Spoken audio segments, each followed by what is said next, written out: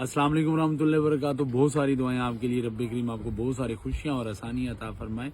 परसों 26 तारीख को सितारा अतारद 26 फरवरी को सितारा अतारद बुर्ज दिल्लू में शर्फ पोजीशन में आ रहा है और 27 फरवरी को ये बुर्ज होत में ट्रांजिट कर जाएगा।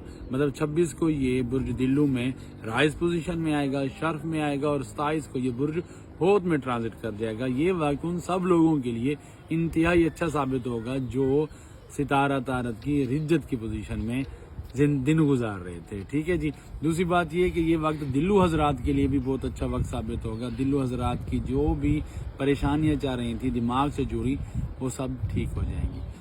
एक बात बताता जाऊं कि सितारा तारत फाइनेंस से जुड़ा सितारा है, टेली कम्युनिकेशन से जुड़ा है, आपके मोबाइल आपके कंप्यूटर से जुड़ा है। ठीक है।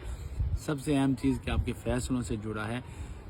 कमर और अतारत दोनों ख्यालात और दिमाग से जुड़े हैं। ठीक है जी। तो इनकी अच्छी पोजीशन है तो मुल्क में अल्हम्दुलिल्लाह बेहतरी आएगी, मुल्क के मुआशी मामलात बेहतर होंगे, लोगों के मुआशी मामलात बेहतर होंगे, तिजारत में आप बेहतरी देखेंगे, स्टॉक मार्केट में भी आप बेहतरी देखेंगे।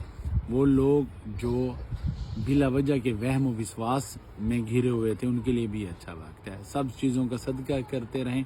मुझे अपनी दुआओं में याद रखिएगा। आपके लिए बहुत सारी दुआएं। अस्सलाम वालेकुम रहमतुल्लाह।